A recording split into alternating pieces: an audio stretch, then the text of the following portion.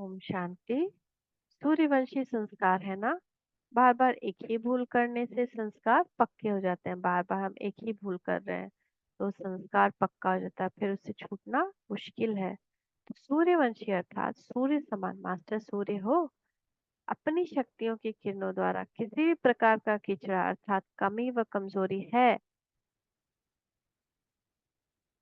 तो सूर्य का काम है सेकेंड में कीचड़ों को भस्म करना, ऐसे भस्म कर देना जो नाम रूप रंग सदा के लिए समाप्त हो जाए। जैसे शरीर को अग्नि द्वारा जलाते हैं तो सदा के लिए नाम रूप रंग समाप्त हो जाता है, तो भस्म करना अर्थात भस्म बना देना। राख को भस्म भी कहते हैं। तो सूर्यवंशी का यह कर्तव्य है, न सिर्फ अपनी लेकिन औरों की कमजोरी को भी भस्म कर देना। इतनी शक्ति है ना। सूर्य की शक्ति से कोई शक्तिवान है क्या? चंद्रमा के ऊपर सूर्य है, सूर्य के ऊपर तो कोई नहीं है ना। चंद्रमा में भस्म करने की शक्ति नहीं, लेकिन सूर्य में भस्म करने की शक्ति है। तो ऐसे हो ना, मास्टर सूर्य हो कि चंद्रमा हो, या समय पर चंद्रमा समय पर सूर्य बन जाते हो। मास्टर सर्वशक्तिमान। अभी बाबा आप क्या कर रहे हैं? हमारी स्मृति जगा रहे हैं, कौन हो तुम, पहचानो।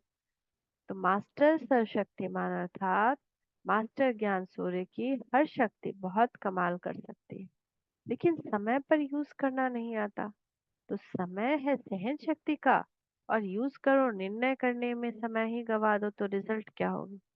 तो जिस समय जिस शक्ति की आवश्यकता है उस समय उसी शक्ति से काम लेना पड़े। समय पर वही शक्ति श्रेष्ठ गाई जाती है। तो समय प्रमाण यूज करने का तरीका हो तो हर शक्ति कमाल कर सकती है। दो चार शक्तियां भी यूज करने आवे तो बहुत कुछ कर सकते हैं। दो चार में राजी नहीं होना, बनना तो संपन्न है, लेकिन अगर दो भी है तो कमाल कर सकते हो। हर शक्ति का महत्व है। भक्ति मार्ग में देखा होगा, हर शक्ति को, प्रकृति की शक्ति को भी देवता के रूप में दिखाया है। सूर्य देवता, वायु देवता, पृथ्वी देवता, तो इन सब शक्तियों को देवताओं और देवियों के रूप में दिखाया, अर्थात इनका इतना महत्व दिखाया है। जबकि आपकी हर शक्ति का भी पूजन होता है। जैसे निर्भयता की शक्ति का स्वरूप काली देवी है, सामना करने की शक्ति का स्वरूप दुर्गा है। यह भिन्न भिन्न नाम से आपके हर शक्ति का गायन और पूजन हो रहा है। संतुष्ट रहना और करने की शक्ति तो संतोषी माता के रूप में गायन हो रहा है। संतुष्ट रहना अर्थात सहन शक्ति। इतनी महिमा है आपकी। वायु समान हल्के बनने की अर्थात डबल लाइट बनने की शक्ति आप में है। उसका पूजन वायु देवता के रूप में कर रहे हैं, वह पवन पुत्र के रूप में पूजन कर रहे हैं, या आपके डबल लाइट रहने का पूजन। समझा? तो जिससे जिसके हर शक्ति का इतना पूजन है वह स्वयं क्या होगा? इतना अपना महत्व जानो। जानते हो अपना महत्व? अनगिनत देवी देवताएं नाम भी याद नहीं कर सकते, इतने परम पूज्य हो। जानते हो अपने को कि साधारण ही समझते हो। अगर अपने पूजन को भी स्मृति में रखो तो हर कर्म पूज्य हो जाएगा। हर एक को स्वयं देखना है, मैं रेस में किस नंबर पर जा रहा हूँ। रेस कर रहा हूँ ये कोई बात नहीं, लेकिन नंबर कौन सा है?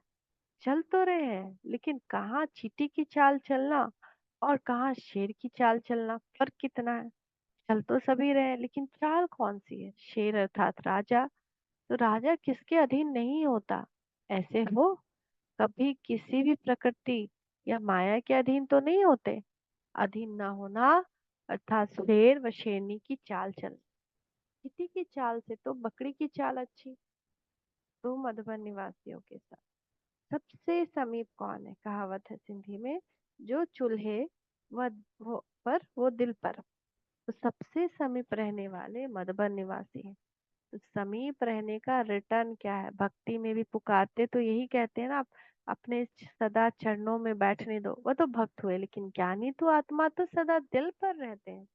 तो ऐसे समीप से समीप रहने वाले, जैसे सब स्थानों के समीप हो, तो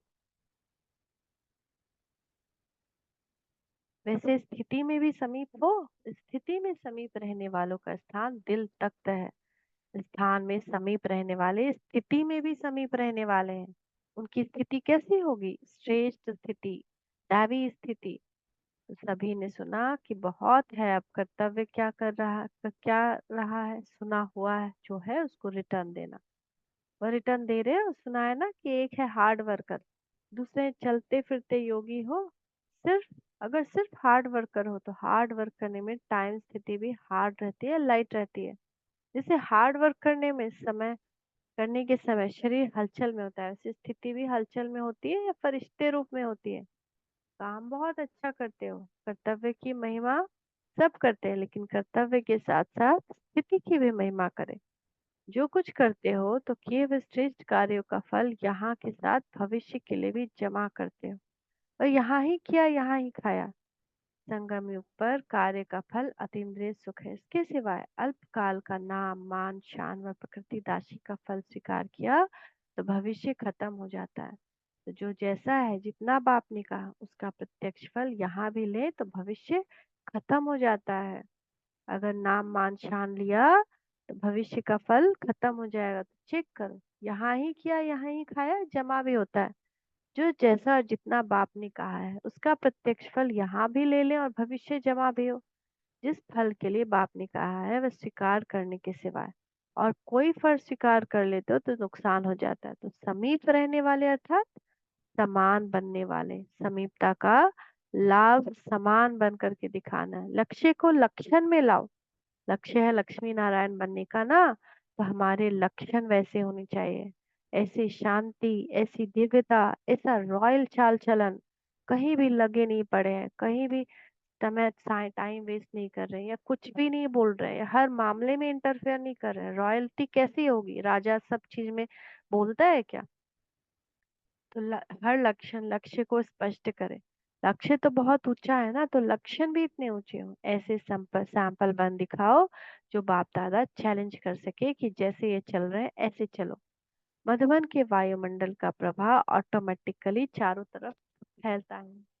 जैसे मधुबन के वातावरण को कोई स्वर्ग का मॉडल के वर्णन करते हैं, वैसे ही ब्राह्मण परिवार में चारों ओर मधुबन का वातावरण बाप समान चलते फिरते योगीपन फैलाता है। मधुबन निवासियों का सिर्फ कर्तव्य ही नहीं है कि अपने आप में ठीक चल रहे हैं, अपना कर्तव्य, आपका कर्तव्य चारों ओर मधुबन के वातावरण और वाइब्रेशन द्वारा सबका सहयोग देना।